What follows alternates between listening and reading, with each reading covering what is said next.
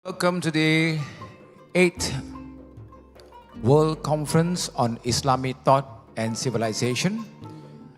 This afternoon, we are pleased to have all the younger generation students. I also would like to acknowledge the presence of Yang Bahagia Tan Sri Datin Paduka, Dr. Ungku Zeti Akhtar, binti Ungku Abdul Hamid. Thank you very much for being here this afternoon. Ladies and gentlemen, today we have our panel of experienced speakers. My idea for the younger generation is the most important factor of any person who wants to do public communication. Learn from Uncle KT, because communication and public empowerment, education, knowing what is happening is the most important essential factor for you to move forward in the 5 Bs, to become bigger, better, brighter, bolder, and brilliant. With us today are our panel of learned speakers. May I, without further ado, welcome them on stage. May I welcome Professor Dr. KHAIRUDIN ALJUNIED, Professor of Islam in Southeast Asia, to be on stage, together with Professor Dr. M. Din SYAMSUDDIN. He is the chairman of Muhammadiyah, Professor in Islamic Political Thought at UIN Syarif from Jakarta, and also SHARIAH NELLY Francis, the CEO of Yayasan Petronas. Wow. We hope the other speaker will be joining us soon. And let's give them a big hand, because as they say in English, time waits for no man. I would like to pass maybe a little bit on the biodata of Professor Dr. KHAIRUDIN ALJUNIED. He is the tenured Associate Professor of National University of Singapore and served as Senior Fellow and Professor of Islam in Southeast Asia for Georgetown University. He earned his PhD from School of Oriental African Studies and held prestigious appointments at Columbia University. Ladies and gentlemen, may I pass the mic over to Professor Dr. KHAIRUDIN ALJUNIED for Session 1, Education Matters, Social Empowerment. Professor, please. Assalamualaikum warahmatullahi wabarakatuh. Alhamdulillahi rabbil alamin. Wassalatu wassalamu ala ashrafil anbiya wal mursalin wa ala alihi wa sahbihi ajma'in.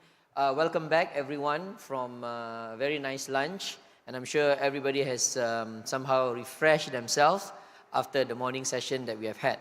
Now this panel is actually a continuation of what Tuanku has mentioned just now about the importance of education as a leveler, not only in the Muslim world, but also in the world over. And he emphasized that there is no better instrument to somehow bring people together in our societies, be it in Islamic societies or in other societies all over the world, than through education. Because education can level off the poor and the rich, the privileged and the underprivileged, as well as people from different backgrounds, be it race, nationalities, and so forth. And in this panel, we want to discuss a few issues, one of which is actually something to do with what's happening in the Muslim world right now. So before I kind of bring in the panelists of this session, I just want to mention or want to somehow flesh out certain crucial statistics that we need to be concerned with when we look at education in the Muslim world. Now, if you look at the level of literacy in the Muslim world today, we know that many countries all over the Muslim world are somehow uneven when it comes to literacy. Countries such as Kazakhstan, Azerbaijan, and Uzbekistan are countries that we are not so much aware of, but these are countries with almost 99% literacy in the Muslim world.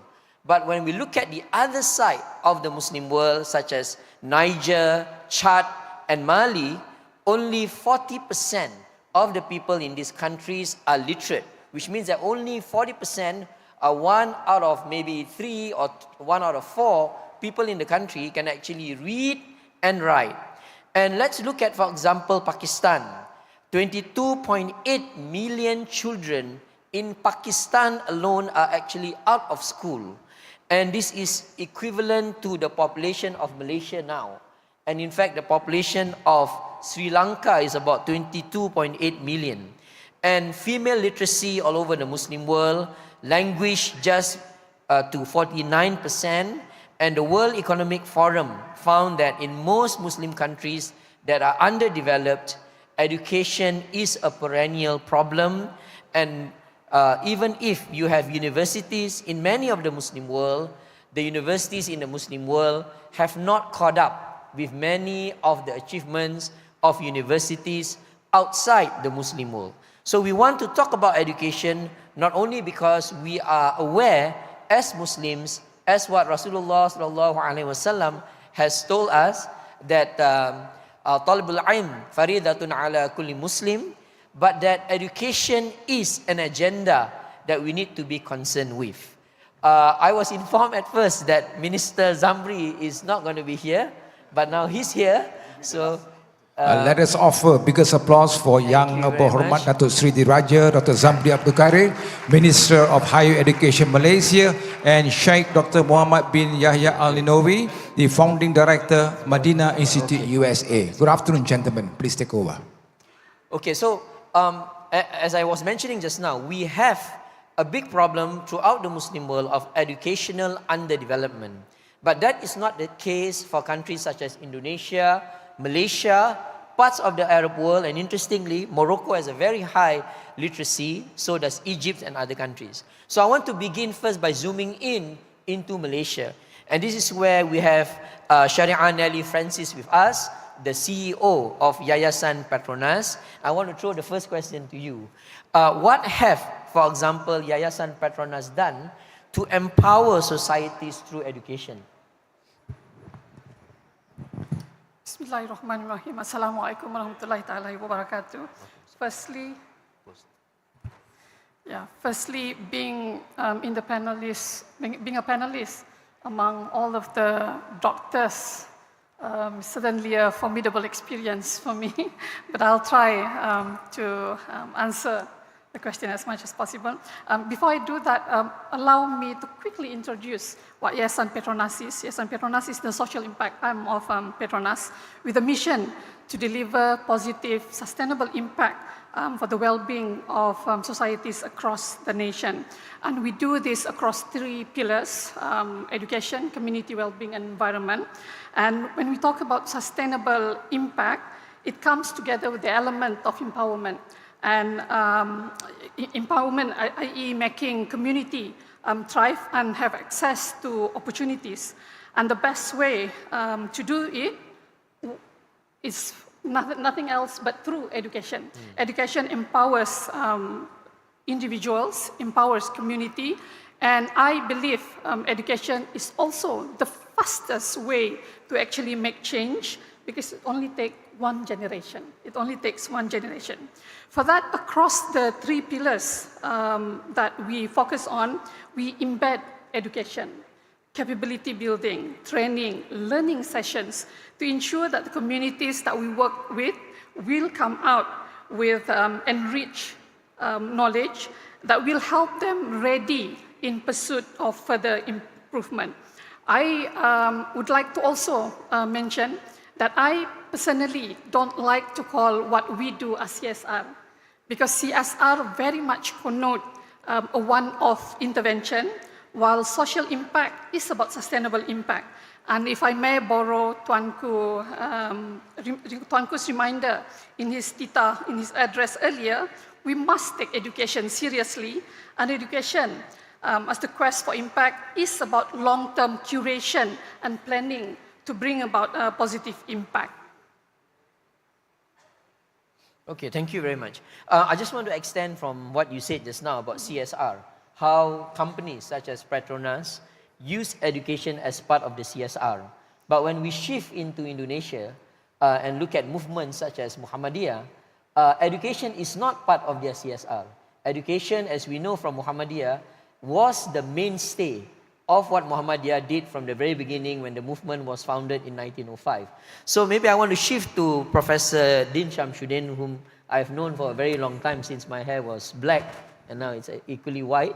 Pak Syamsuddin, how has Muhammadiyah pursued the agenda of education from the time where it began until now? We all know, I think everybody's here listening in know that Muhammadiyah has almost the most number of schools in comparison to any other Muslim movements in the world today.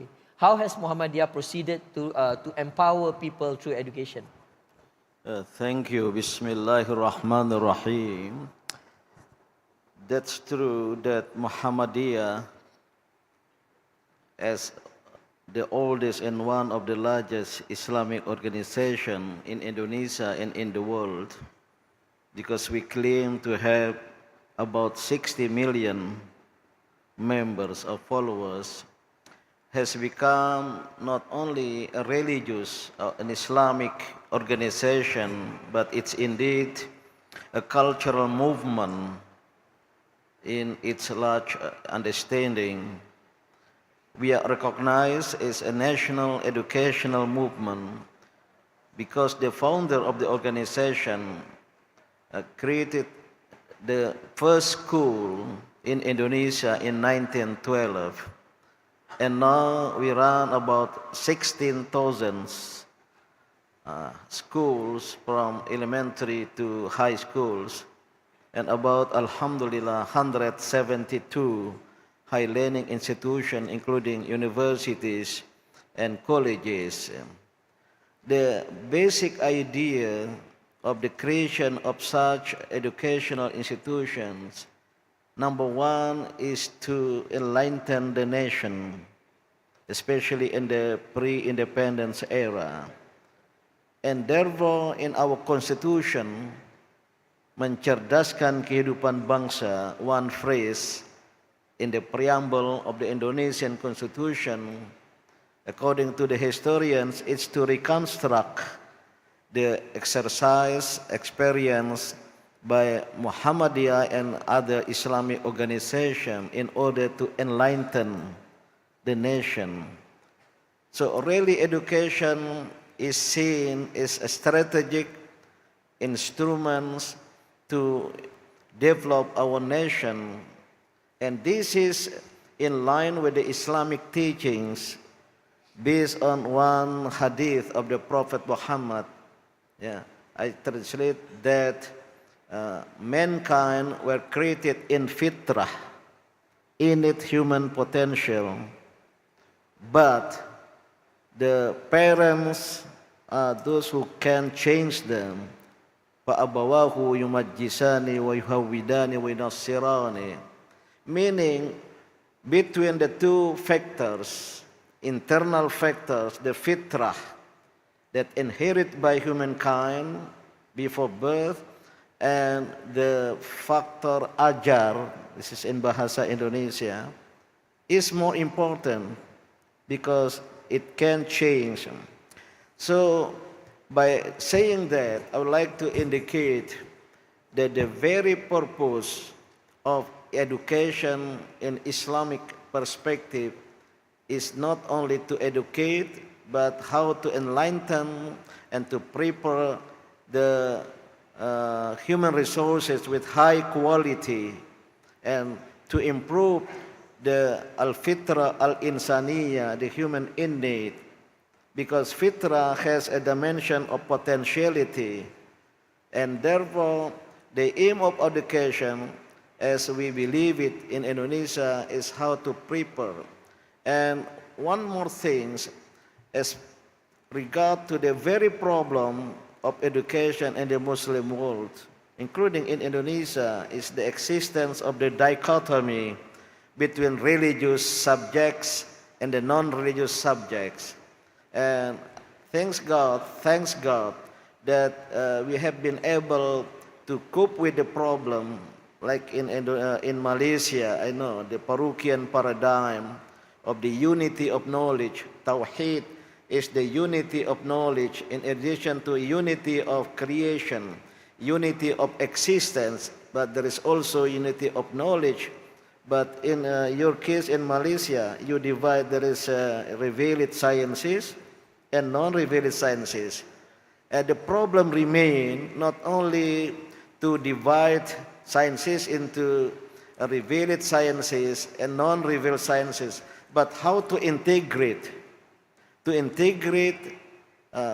interconnect, or maybe to unify in the form of substance Jadi integrasi ilmu pengetahuan pada tingkat substansi, not only in the division of knowledge in our schools and universities. And this is what we have begun the experience in my modern international Islamic boarding school, pesantren, in a remote area in Sumbawa Island, that we start to integrate in substantive way between the integrated natural sciences, integrated social sciences, and integrated Islamic sciences. But this is only experience we need to oversee furthermore in the future. Thank you. I want to shift to Sheikh Dr. Al-Niwawi, and I want to extend a little bit from what Professor Din Syamsuddin has mentioned just now. He mentioned that at least in Southeast Asia, a lot of the schools, especially Islamic schools, I would say, suffer from this dichotomy between the revealed ulum al-aqliya and ulum al-naqliya. And that has resulted to a lot of problems in terms of the kind of graduates that we produce. In your assessment of the state of education in the Muslim world as a whole, do you think that this is the major problem, or do you see other problems that we need to overcome, and what are the steps that we can take? بسم الله الرحمن الرحيم الحمد لله رب العالمين وصلى الله وسلم وبارك على سيدنا محمد وعلى آله وصحبه وسلم. أما بعد, السلام عليكم ورحمة الله. It's very nice to be here again, and it's a great honor to be at USAS, and it's a special honor for me to sit next to my guru, the Sheikh of Sheikhs, His Excellency the Minister of Higher Education, DATO Sri ZAMBRY Abdul Qadir. I've always come to Perak to learn from the people of Perak, and I think I've only grown to be a better person being around people like all of you, alhamdulillah. I want to take this from a different perspective. First of all, there should be no contradiction between النص الصحيح أو النص الصريح والعقل الصحيح.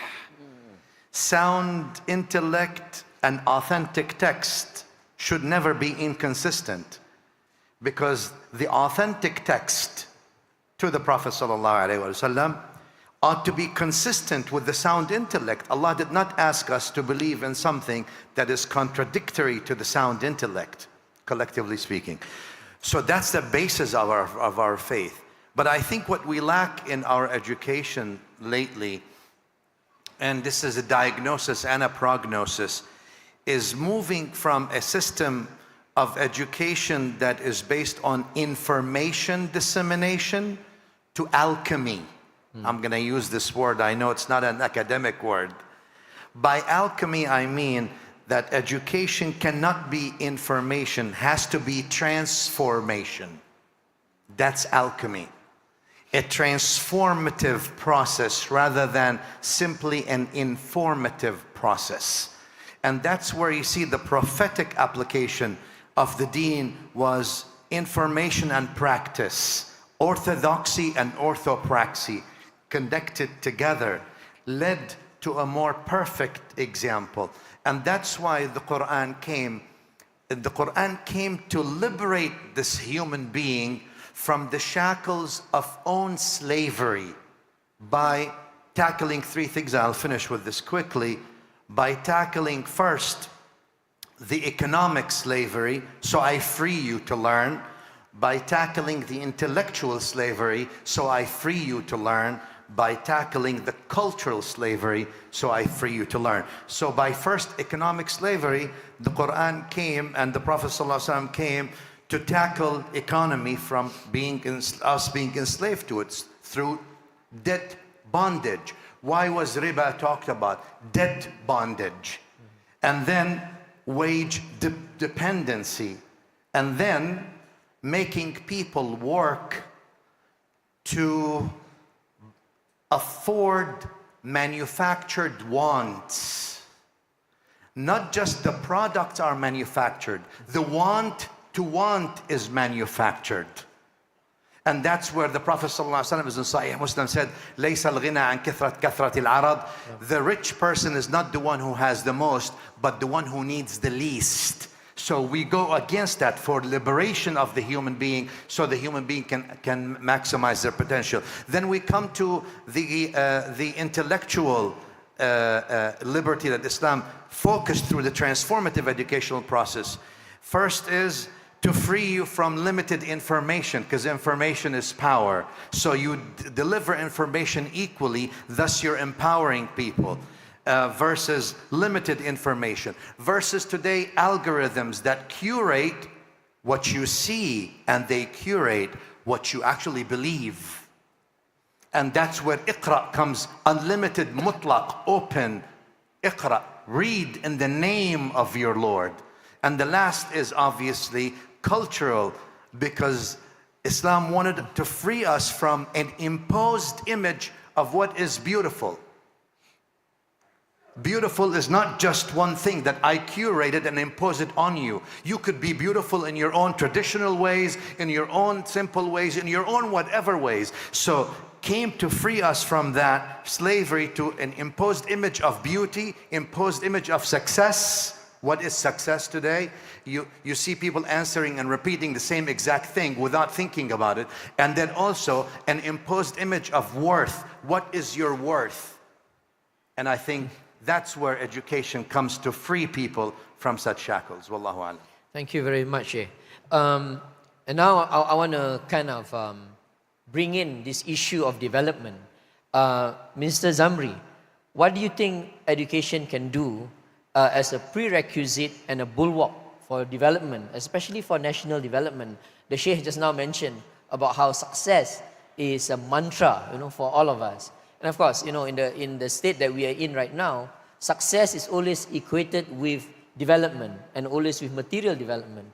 What do you think about success being viewed in that manner as we view countries such as Malaysia? Thank you very much, and Dr. KHAIRUDIN, for having me. Although in the first place, I told the organizers that I would not be able to come to be with you today due to my urgent call for me to go back to KL for a very special meeting. But finally, I managed to convince the other side for me to stay back here. Alhamdulillah. Alhamdulillah, especially after saying, he called me just now. He called me Guru, I'm calling him Mahaguru. No. It's the A other way great around. Sheikh to be there, and then thank you very much, all the panels. To answer that question, this is very important for any countries, particularly when we are referring to developing countries, with Malaysia in particular in this respect, where we have gone through a series of development, the levels of development, from being an agrarian country until today, it's so-called with the AI's economy base that dominate everything in our phases of life. So if you really look at it, education always poses a very important, the central policy of the country. Malaysia as such, I think we are very fortunate because having leadership since in the independence time, we always place education's budget as one of the most important budget for the country. For example, last year, under the current government, we allocated education, both the primary educations as well as the higher education, the highest of all. Yeah, that makes the country as it is today, because it's very important. It's all depends on the policy of the government, whether you want to place defense as your primary budget or otherwise. So in the context of Malaysia, we always place education as the highest budget for our country annually. So even if we look at throughout history, how certain countries have transformed their economic agenda, economic development.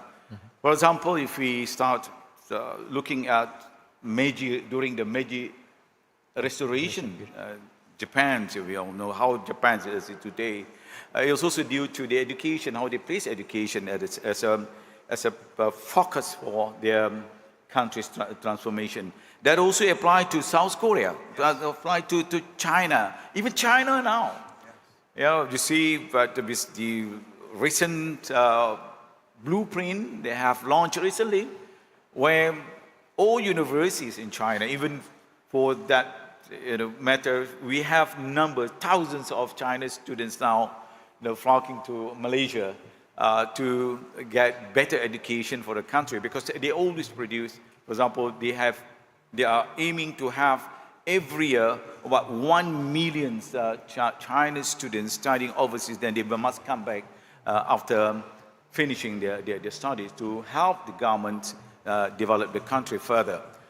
So education, again, is very important here because it helps us, in the context of Malaysia, it helps us build up our human capital. It's very much needed now, especially when we are at the phase of AI's development with all these the new technologies coming up.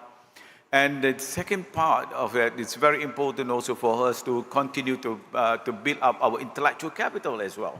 Because for developing countries, and as well as Malaysia, I'm not sure whether we place Malaysia as a developing, or now if some people say we are moving towards a developed country.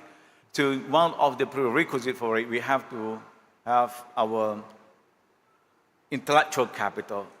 But that's not sufficient if we don't focus into other aspects as well. This is where moral education is very important. As far as the Ministry of Higher Education is concerned, we have come up recently with our new blueprint for the next 10 years plan, 2026 until 2035, where we are trying to strike the balance of human development as well as the capital development, moral development, by giving a comprehensive blueprint to the our higher education's focus. So we hope we'll be able to bring a new generation for the future, especially facing in the current uncertainties with the AIs there, the challenge of AI, the algorithm is now, as alluded just now by our Shaykh and also some of our members, about the needs for us to strike the balance, the need for us also to emphasize on morals aspect, the ethical values need to be infused in the system. So we hope we'll be able to bring up Malaysia to the next level in the next 10 years in our in higher education in particular.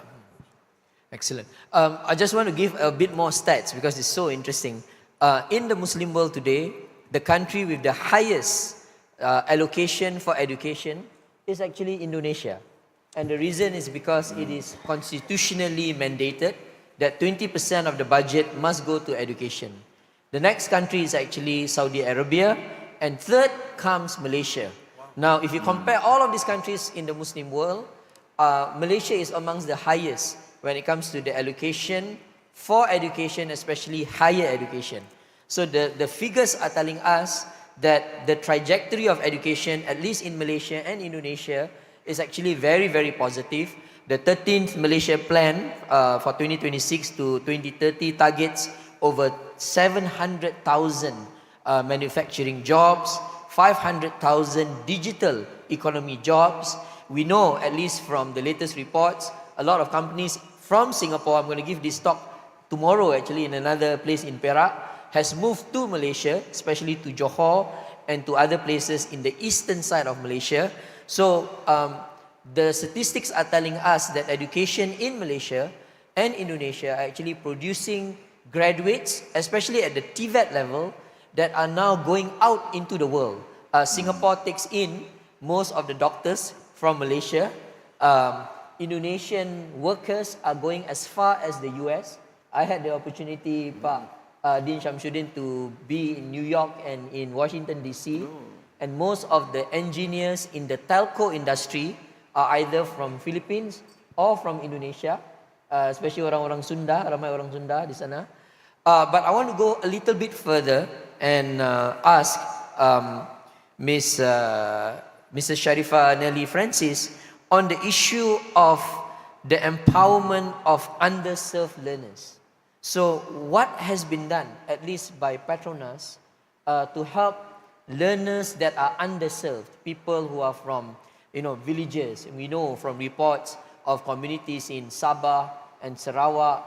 I saw one TikTok video where a kid has to basically walk on a very small bridge to cross the river to go to these schools. So what has Petronas done for many of these underserved communities? Both Petronas and Yayasan Petronas have done quite a number of programs to actually reach the underserved communities, especially at the rural areas, particularly for Yayasan Petronas, because our target groups are the B40 communities, especially those in the rural communities. Why? Because these communities are going to be the ones who are going to be mostly or severely impacted because of the poly-crisis that's happening in the world right now. Leaving no one behind means that we must make sure that these communities in the rural areas are not forgotten. What we have done, our 10-year program, which is about the Teachers Ambassador program or program Duta Guru, it's about, again, very much like what Tuanku has also mentioned in his address this morning, refining how we teach. So we do have a 10-year program where we work with the Ministry of Education in imparting new ways of raising the interest in students to take up STEM pathway, to be able to be interested in science and mathematics. And when we talk about access to quality education, this is where the rural schools will have difficulty assessing a lot of the equipments, science labs and equipments, for example, that most of the kids who are in the cities would be able to have access to. This disparity will cause the rural students to be further left behind if we don't do anything about it. So in our project last year, together with the Sekolah Angkat Madani that was done and our program Duta Guru, we have actually provided science lab enhancement programs to 100 schools, mostly in the rural areas. And this year, we're also pursuing another 100 schools to be equipped with additional science lab equipments for them to be able to have access to what the city kids would typically have. Yeah. Other than that, the program Duta Guru that I mentioned about earlier is a program where we don't dictate which school we're going to go to, but we make the teachers who know that they have lack of enough equipment for them to be able to teach in schools to apply to join the program. So they will go through a 2-year development program, and at the end of the program, we will provide them with what we call as Duta Guru funding for them to be able to do projects together with the students, because when they don't have access to all of these equipments and funding to be able to run hands-on program, the students are only going to be learning about it via theoretical exposure instead of hands-on experiments. And the best way to learn is actually to experience it, right? Yeah. So allowing these teachers, and especially teachers who are committed to want to bring changes to their school, we provide the teachers with access to funding, projects, and also opportunities for us to actually call players from the industry to be at the school, to talk to the students about what's waiting out there, what the industry offers, on what is it that the students need to know for them to be able to get themselves ready for what's needed in the future. I'd also like to quote what Professor Dim was saying just now about, suddenly, Allahumma salli. I forgot what I was going to say about that. No, I'll get to that when I remember what it's about. But again, providing access to the rural areas, we also prioritize, because so many teachers are signing up for the program, but we prioritize schools that are in the rural areas. And we also make sure at the start of the program that every district is represented by at least one Duta Guru. By now, we actually have some schools who have between 3 to 7 Duta Guru in their schools, allowing the teachers to actually impart the skills that they have picked up to other teachers who may not have the opportunity to be in the program. And this way, we believe the students in the rural areas will not be less equipped and will be able to have the opportunities to be in the same playing field as students in the cities. Okay, thank you. I'm going to open up for question and answers after this round is done. So get ready your questions, especially for our notable speakers. You can ask the most difficult questions to our minister, perhaps. He's here to answer every query that you might have. But I want to ask Dr. Din Syamsuddin about this whole idea of the underprivileged kids. And we know, Muhammadiyah has gone to Papua New Guinea now to set up a university. And I was informed that this university has been established in places where most of the population there are actually underprivileged. And now these people are calling themselves, because in Papua New Guinea, most of the people there are actually non-Muslims, majority of which are Christians. Now they call themselves Muhammadiyah Christian, I was told. So can Bapak tell us a little bit on how the university and the schools that you set up in places where Muslims are not majorities can now reach out to the communities there and uplift them? It's true that in many parts of the country, especially in the eastern part of Indonesia, our schools and universities educate not only Muslims, but as a matter of fact, majority of the students are non-Muslims. Like in the Papua, in East Nusa Tenggara, more than 80% of the students at Muhammadiyah schools and universities are Christians. And we don't pretend to bring them embrace Islam, but by providing good education and Islamic teachings, especially by providing the good exemplary actions from the teachers, some of them convert to Islam, but the most remain as Christians, but then they like and they love Islam in the sense of they behave in an Islamic akhlaqul karima. We produce, like the current governor of Papua is a Christian, but Muhammadiyah graduate. Even one Christian leader in that province, Christian theologian, which a PhD holder, but he liked that Muhammadiyah is an example of wasatiyat Islam, the Islam of the middle path, and provide Islam is rahmatan lil alamin. So this is the result, because in our opinion, we have to serve all human beings. Islam is rahmatan lil alamin, not only for the Muslims, but the entire world. By doing so, we have prepared for the future generation of Indonesia, who in the future, after graduation from Muhammadiyah school, they are not maintain a kind of Islamophobic behavior against Islam. So this is what they call it by our Minister of Lower Education, who is now Secretary General of Muhammadiyah, is Chris Muha, Christian Muhammadiyah. But one thing I want to add in this time, that education in our belief is not only how to exercise instruction in our schools, but how to implement modern education in the Western paradigm, which is in Islam call it tarbiyah. But not only at tarbiyah, but also at ta'lim.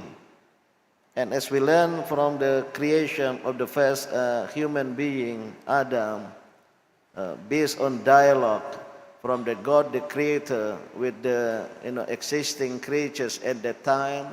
But then, وَعَلَّمَ آدَمَ الْأَسْمَاءَ كُلَّهَا, the ta'lim, but not merely transfer of knowledge, but giving the substance, because we understand that al-asma is not the names of the planets. This is moon, this is sun, this is a planet. But asma is also understood is al-asma'ul husna. So at-ta'lim wa tarbiyah, then we add at-ta'dib. This is the holistic education we exercise, the combination between at-tarbiyah, which is modern education in the Western paradigm, with ta'lim, and also at-ta'dib. And at-ta'lim, learning about sciences is not limited to natural sciences, to religious sciences, but also to natural sciences, to social sciences. And this is what we have been doing now, is a matter of exercise, how to integrate between the understanding of the al-ayat al-Qur'aniyah, al-Qur'an, al-Qawliyah, al-Quran, wal-ayat al-Kawniyah. Al-ayat al-Kawniyah resulted from, observation, and resulted in sciences. So this is really the homework for the Muslim world, how to integrate between Islam, religion, and also sciences, and to relate al-ayat al-qawliyah, al-Qur'aniyah, revealed signs of God, and al-ayat al-kawniyah, but in more substantive way. Not that we have, faculty of Islamic sciences, we have faculty of technology, of sciences, but no relation between the two. So our very task now is how to integrate in more substantive way, that there is no separation between al-ayat al-qawliyah, al-Qur'aniyah, wal-ayat al-kawniyah. I think Malaysia has been, in a better position now.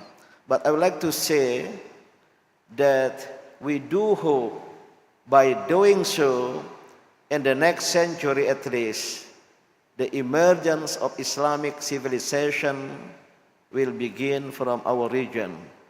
Malaysia or Indonesia, who say first? Indonesia, because alphabetically I first. Indonesia and Malaysia, because now the epicentrum of civilization is in the Asia Pacific. With the rise of China, I recalled the message from the late Pak La when I came to his office in Putrajaya, together with 7 Muslim prominent leaders from Indonesia, in order to solve the problem of the ambalat.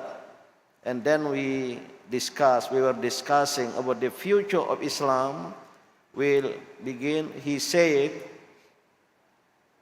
Muslim Arab telah menunaikan tanggung jawab kesejarahan to expand Islam. Muslim Persia sudah menunaikan tanggung jawab kesejarahan by creating Islamic sciences, because many scientists and philosophers were Persian. Muslim Afrika Utara, Muslim India, and this is the time for Muslims Melayu. In order to be the holder of the supremacy of the world civilization in the future. Sheikh Nawawi, maybe I can further that point a little bit on education as a tool of civilizational building. Now, again, I like to go into statistics, because statistics tell us what's actually happening in the Ummah to some extent. And if you look at a lot of the educational institutions in the Arab world, and here we're talking about even the North African regions, the indications or the indicators are such that they are not going to be civilizational builders.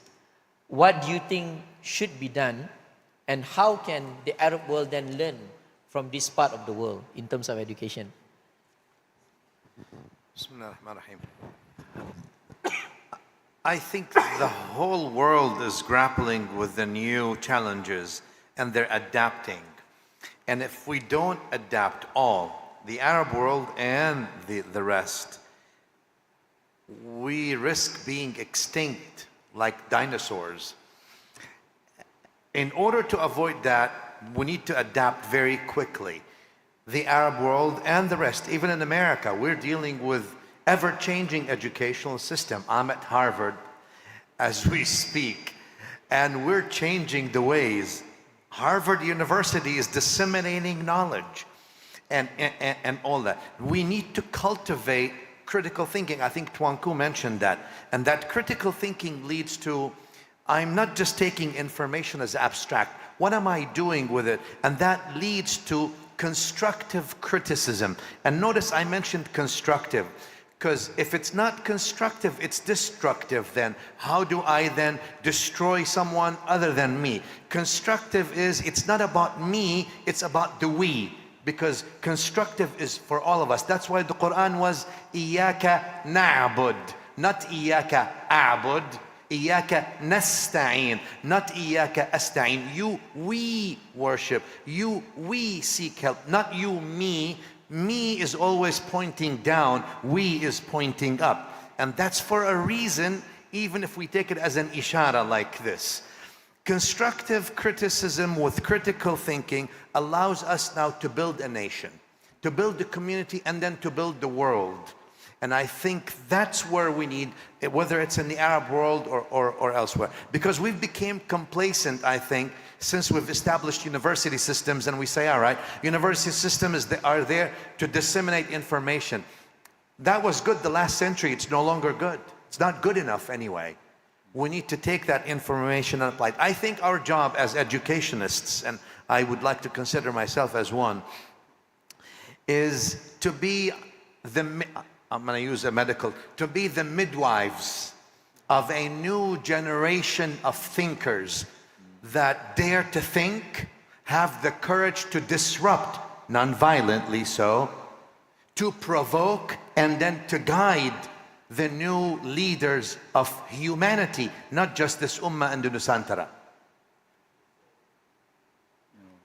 Thank you very much. Now I'm going to push the minister a little bit more, all right, before I open up for question and answers.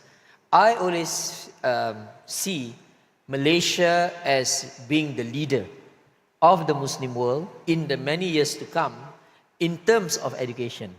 Because when we compare all of the countries in the Muslim world, Malaysia has the structures and the systems that can ensure that it become a model for the rest of the world. So in your estimation, Minister, how do you think universities in Malaysia can realize what Sheikh Nawawi said just now, to be the midwife of new thinking, new learning, and in fact to give birth to what he said just now as the disruptors of the prevailing paradigms that we see in the world today? How can the universities here do that job?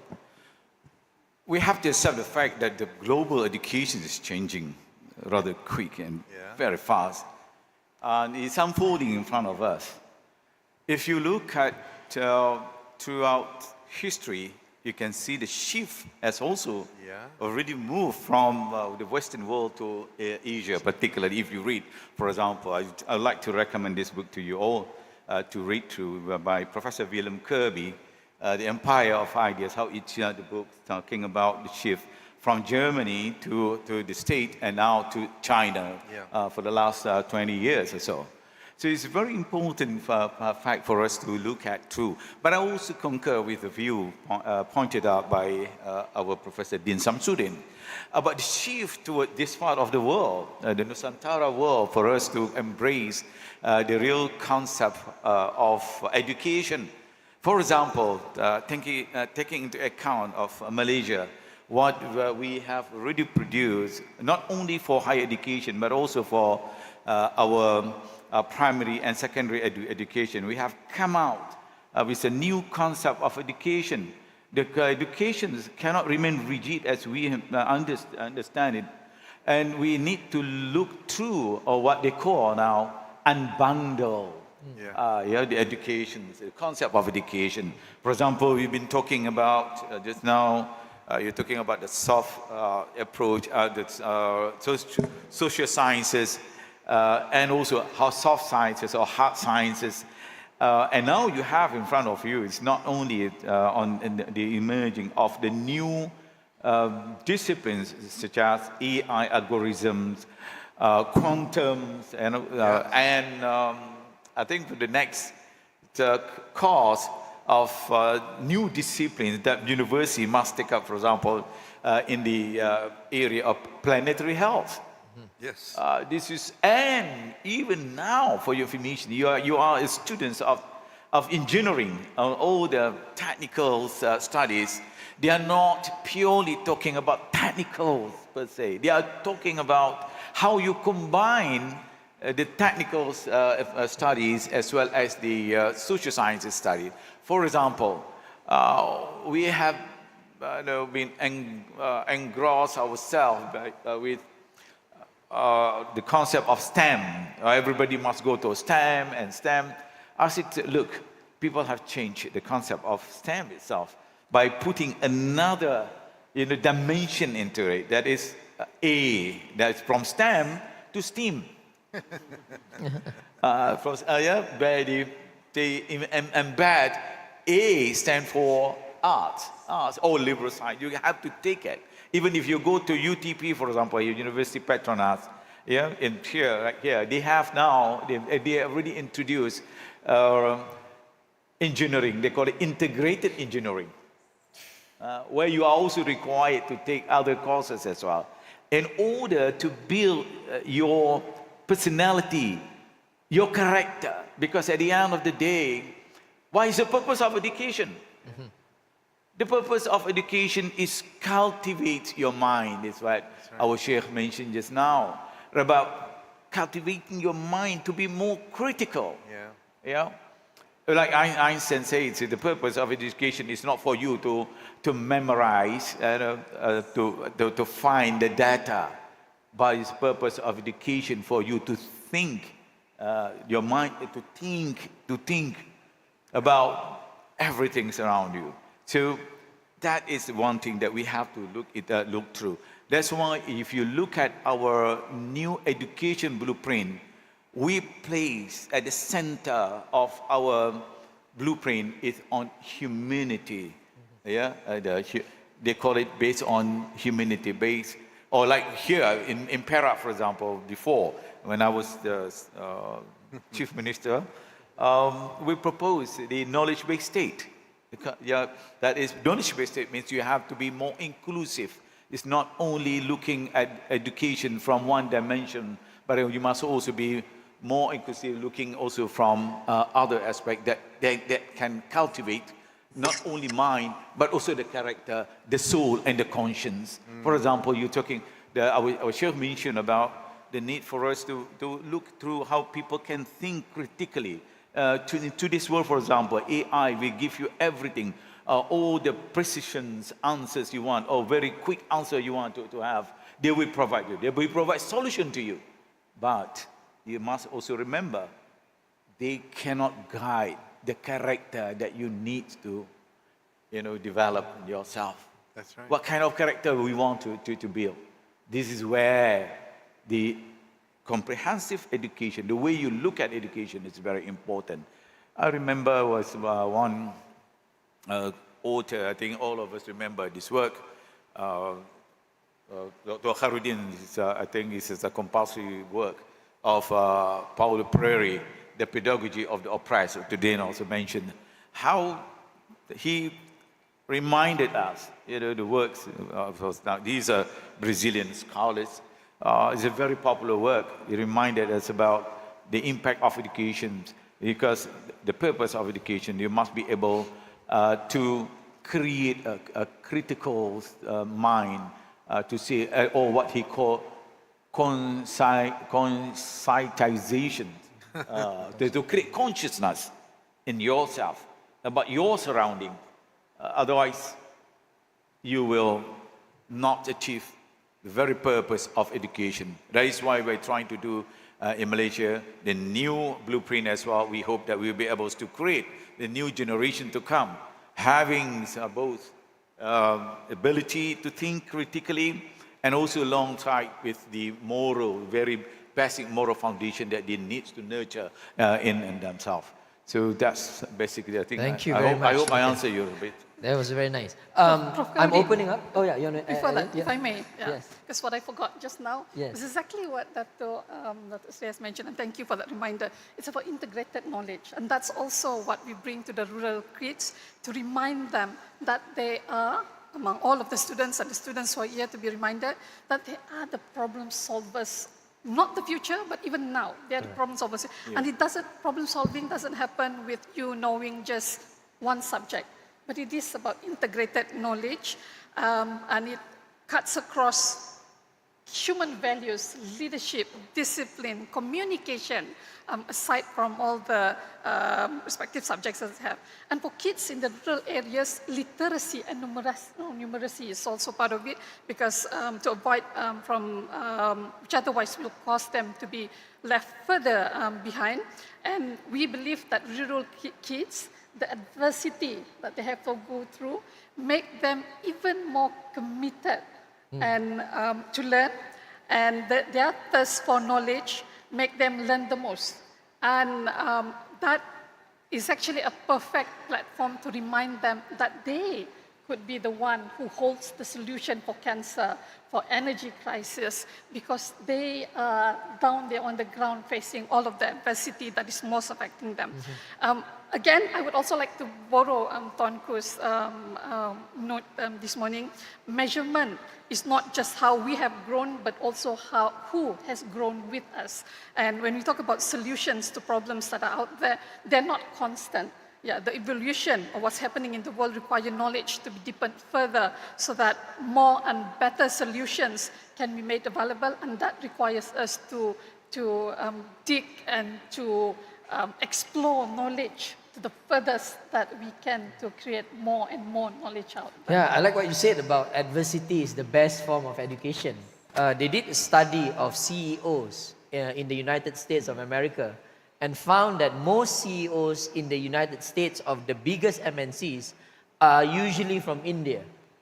And most of the CEOs from India are from poor families.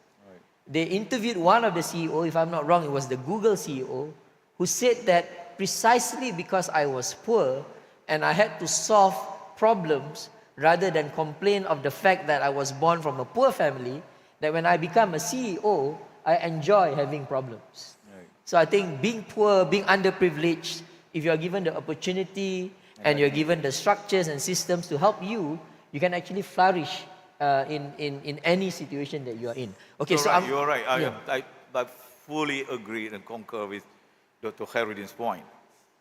I think I come from that background too, coming from Pangkor Island, and many of us here also, we went through that difficult time. So we have to be resilient, yes, with the indomitable spirit to face the challenges ahead. Yeah. So that's what makes you are today. Yeah. It's So not me, but all of you, some of you also here. don't be sad if you are poor, because most scholars of Islam are from poor families. And education was the leveler for them. Imam Bukhari, Shafi'i, Hajar al-Asqalani, all of them. Okay, so we have time for question and answers now. I'm going to open it up to the floor. You cannot go home or you cannot go for your tea break unless you ask questions. So let's take anyone. The mic will go around. You can just raise your hand. Yeah.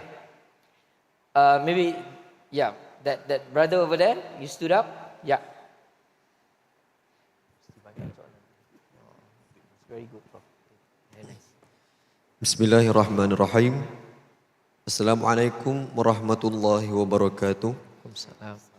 Good afternoon, distinguished panelists. My name is Aqil Darwish, and I am a student from the Institute of Teacher Education, IPG, majoring in Islamic education. With your permission, I would like to direct my question to Sheikh Muhammad bin Yahya. As future Islamic education teachers who will educate the next generation, what advice would you give us on developing both our Islamic knowledge and our teaching skills so that we can become educators who truly inspire and guide our students? Thank you. I'm sorry, I didn't understand. I think what he's asking is what can we do in our educational systems such that we can actually motivate and inspire students further to study. I think that's what he's trying to imply. Education as a form of motivation. What can we do with it? Real quick, look, I don't like the word revolution. I don't like the word. I like renaissance. Nahda, thawra, revolution just takes things that are upside down, puts them, takes that things that are upside, puts them down, upside. I like renaissance builds. But I do mean that we really need an educational revolution, especially in the Islamic spectrum of knowledge. We still teach, most likely, anywhere in most Muslim universities, when it comes to Islamic sciences, we teach things that a curriculum that we've adopted about 300 years ago. I'm not saying it's bad, it's good. We really need to adapt a bit more and put things much more. We need to use contextual knowledge.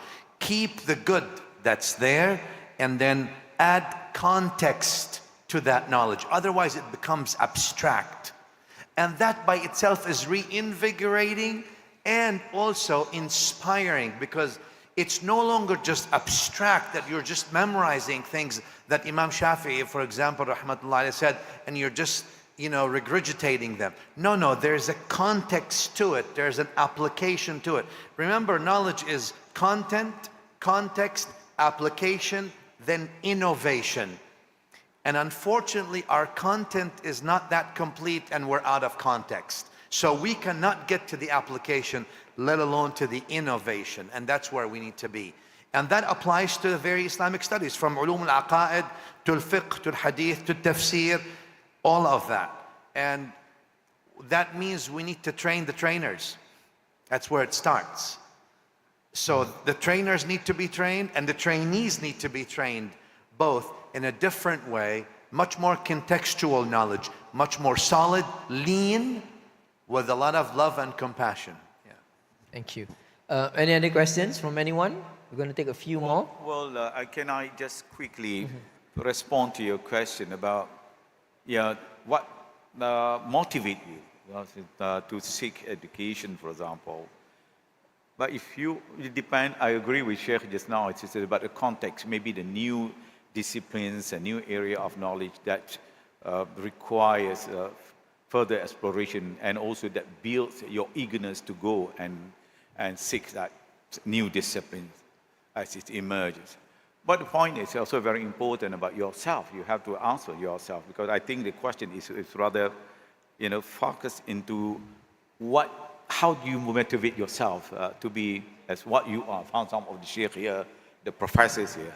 It's very important. You have to ask yourself the very purpose of education. What do you want in your life? If you are coming from your religious background, that something really inspires you is from the Quranics. Exhortation for you to go and to look into the concept of knowledge. For example, the theme of this conference is Iqra. It's a command for you to ask you to must read and read. And you asked me for one thing that I'm really inspired by the verse of the Iqra. It looks very simple, but it really gives you some very powerful message for you to read. And also, one of the verses of the Quran, if I still remember, our professors keep on reminding us to distinguish between those who are knowledgeable and those who are not.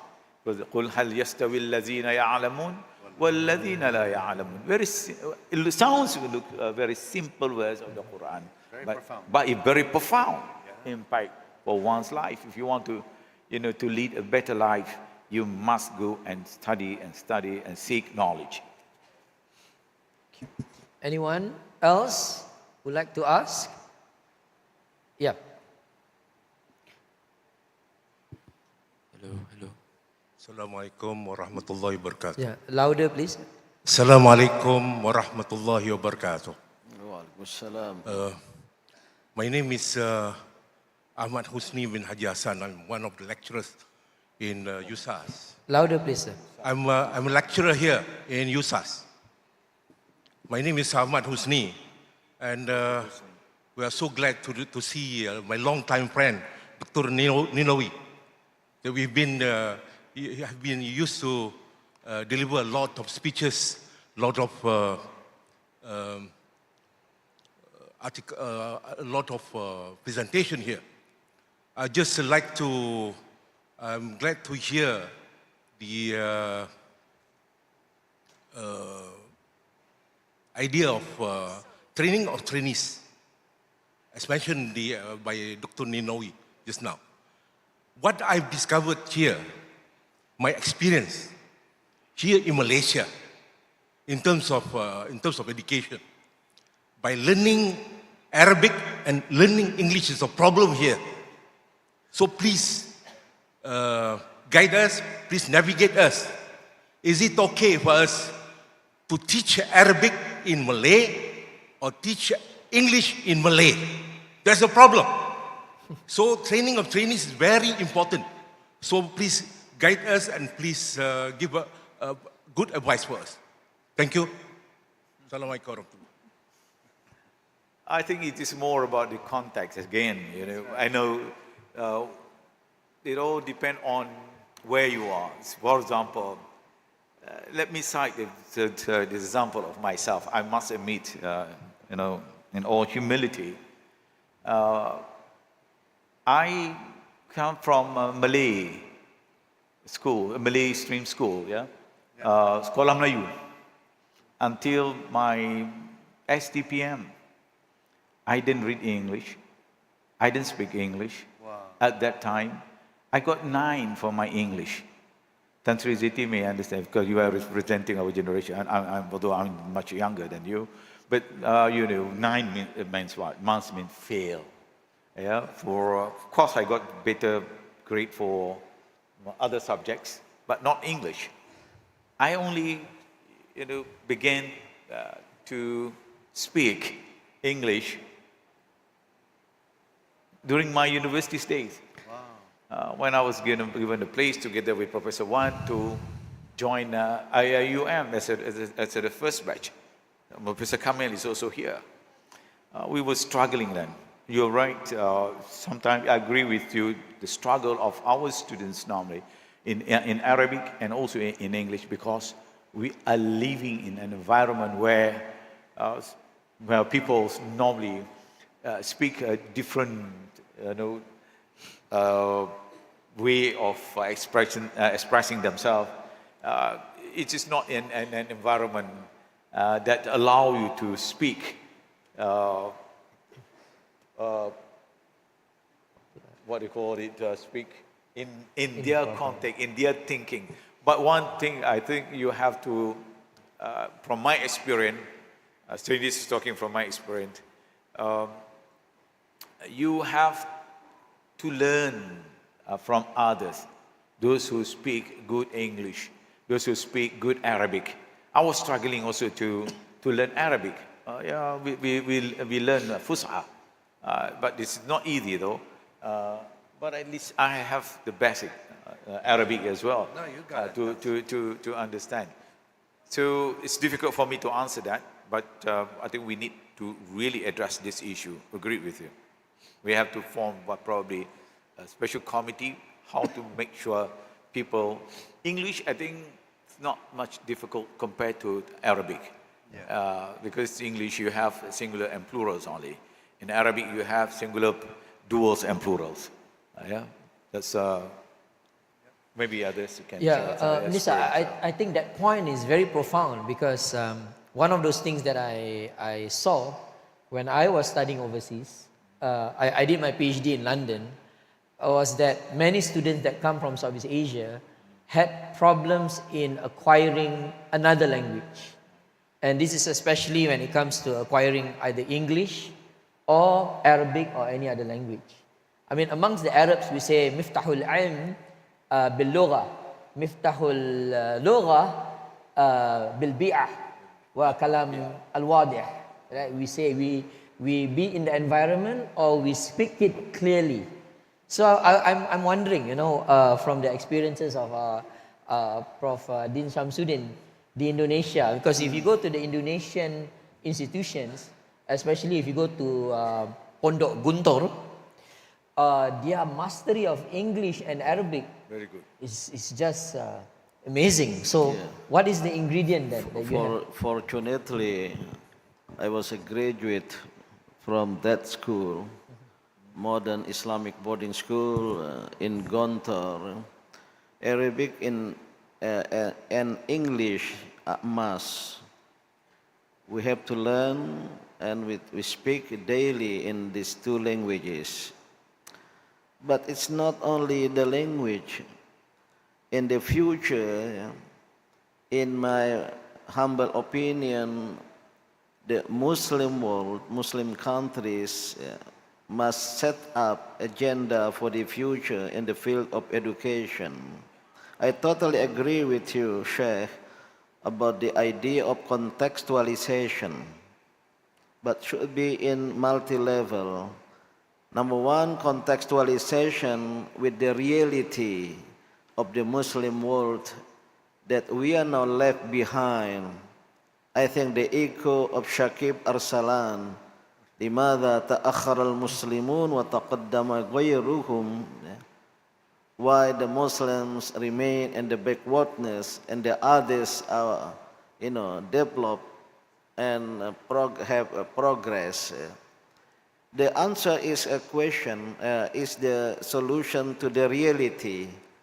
So contextualization to the reality of the Muslims, that we are now facing new generation, I think not only in Indonesia, but also elsewhere, including Malaysia, the generation, Pak Menteri, we call it generasi rebahan. Rebahan, who love to lie down with gadget. Yeah. Rebah. We need to change it with generasi rubahan, change it up to the future. And also contextualization to Islam, really. We have to instill the Islamic values into our system of education. And the field of sciences, there is a need to contextualize with the, the science of the revelation. But also the third level of contextualization, in my opinion, is contextualization to the future. That we are facing big challenges, and also we are, expecting to develop and even to awaken the Islamic civilization, peradaban Islam in the future, which is in my obsession, will begin in our region. This is our turn. وَتِلْكَ الْأَيَّامُ نُدَاوِلُهَا بَيْنَ النَّاسِ, at the rotation of time.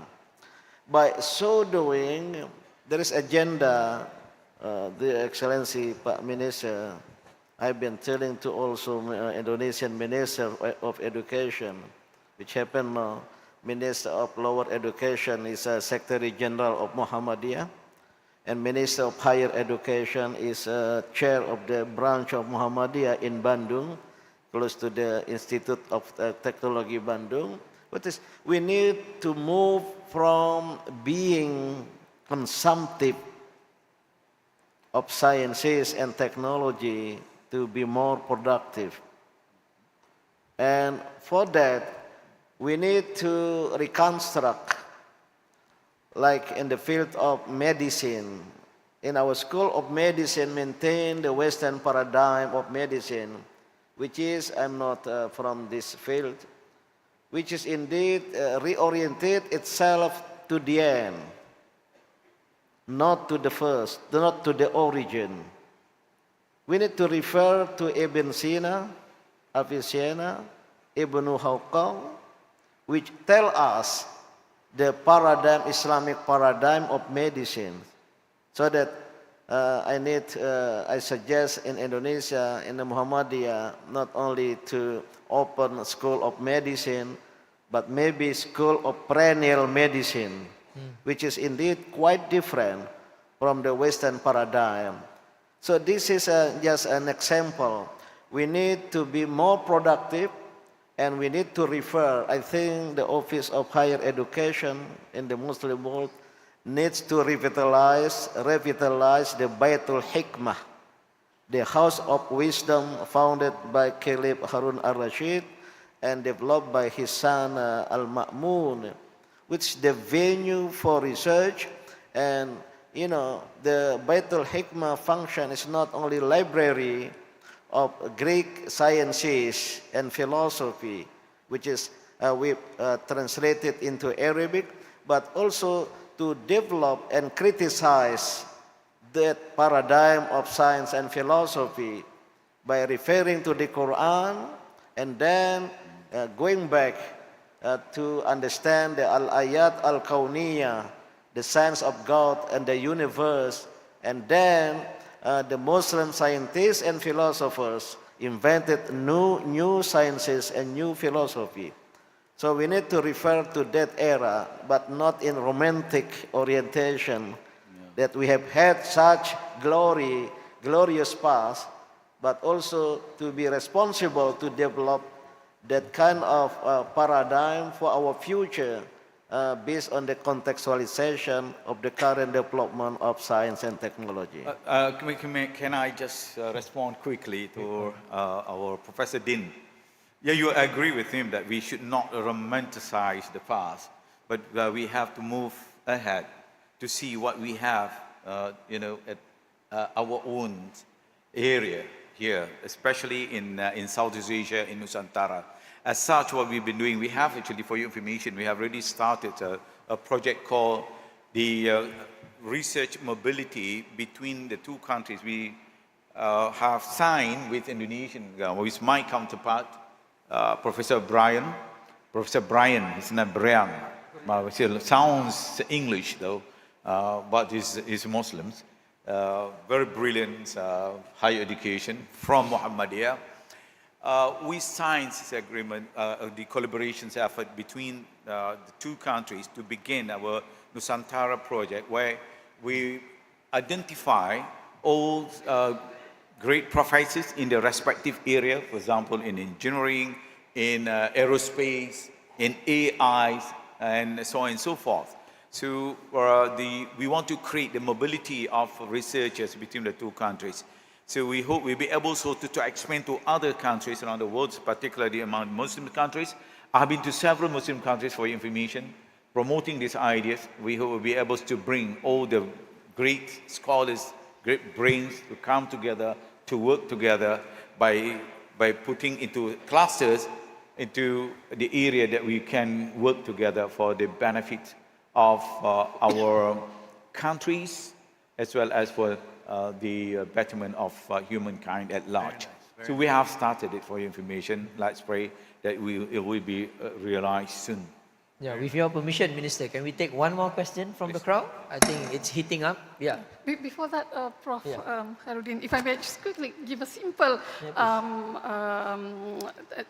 takeaway that I learned from Professor Fernando Ramos from Harvard Graduate School of Education. When somebody asked him about train of trainers, his response was the failure of cascade learning. Yeah. So his analogy was the game, I think almost everybody know about the game when you whisper to somebody and that person pass it along to somebody else, and at the end of the line, the person who gets the last message actually got it either totally wrong or totally enhanced, but not as per what the original message is. So his point was what I take as what we practice as ilmu and amal, to theory and practice. And learning, his proposition was that everybody has to learn together. You build upon the knowledge together. Yeah. Okay, the lady over there. Yep.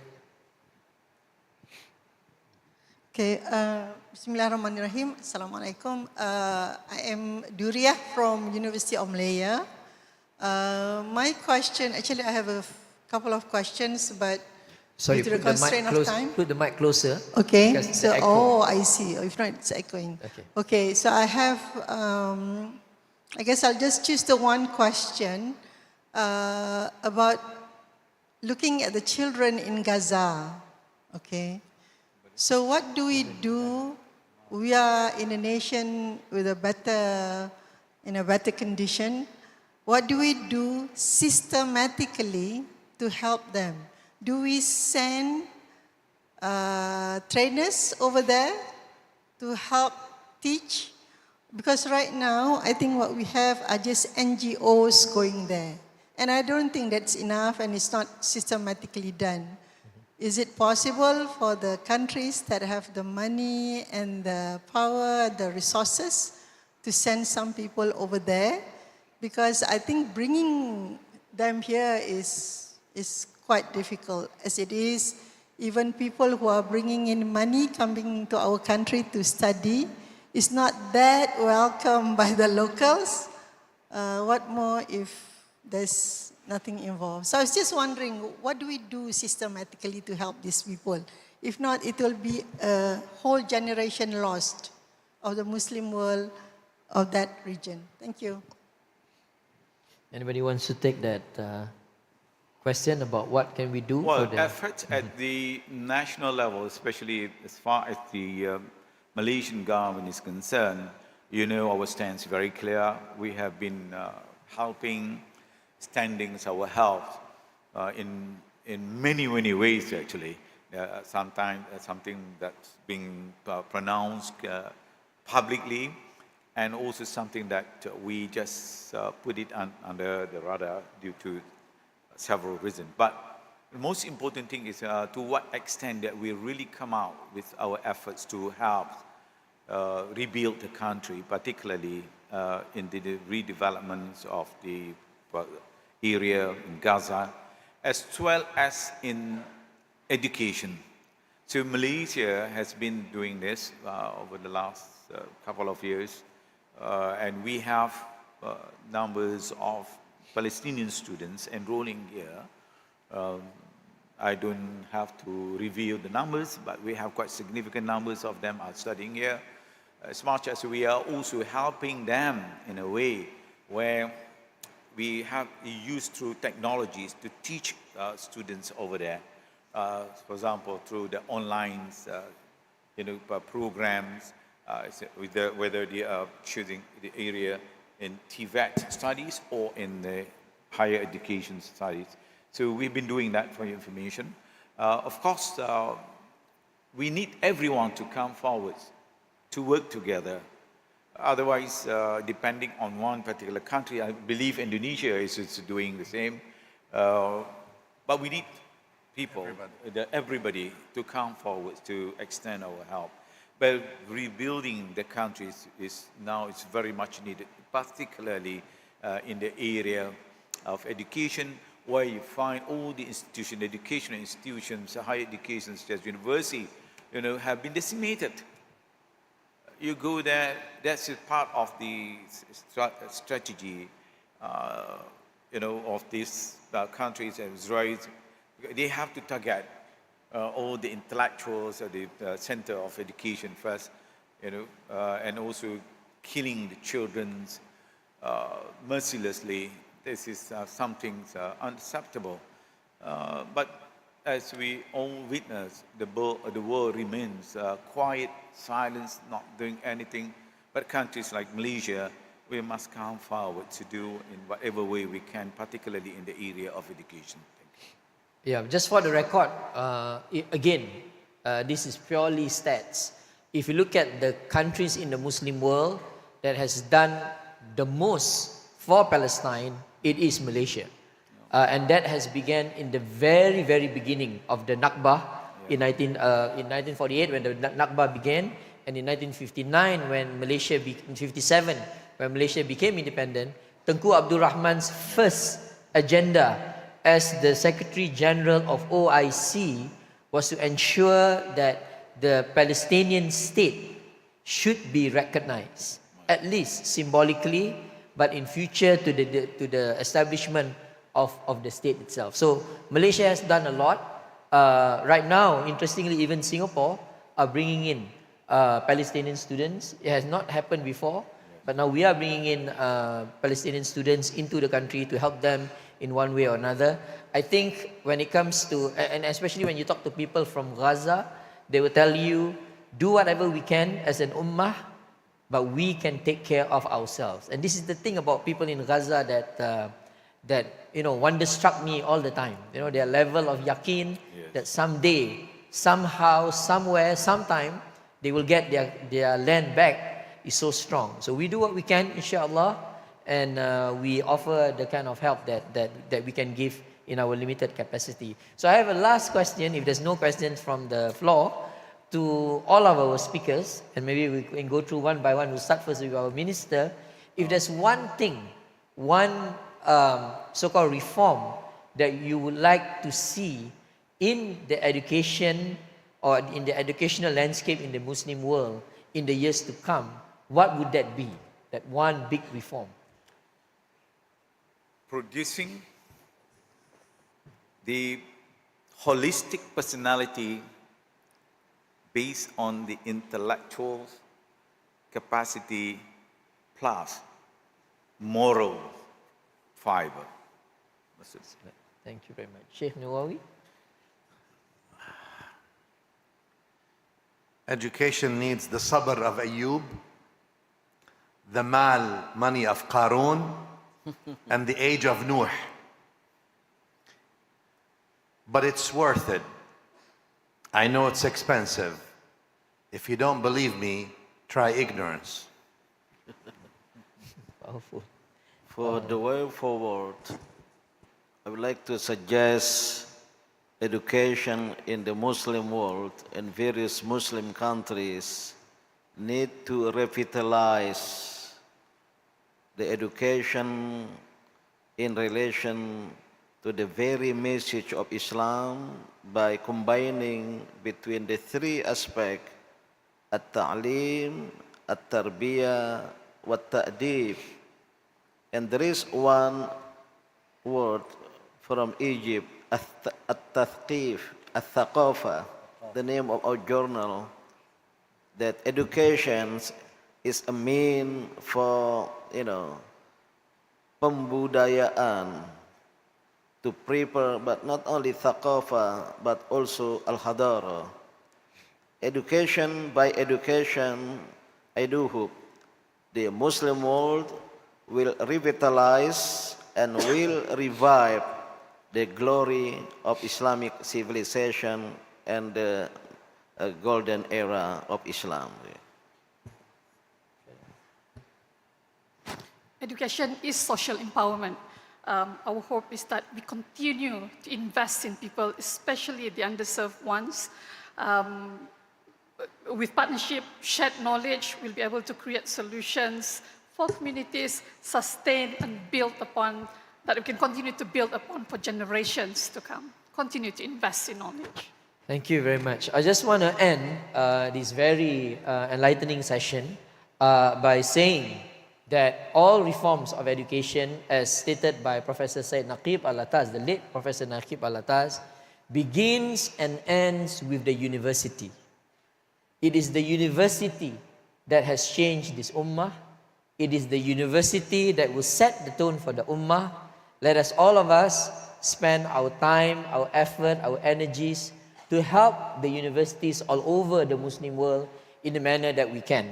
Either we send our kids there to study, either we give our resources and our energies, and we contribute to the well-being of our universities. Malaysia, I would like to emphasize, is a model for the Muslim world and a beacon of hope for the rest of the ummah, including Indonesia and Turkey. I just came back from Turkey 3 days ago.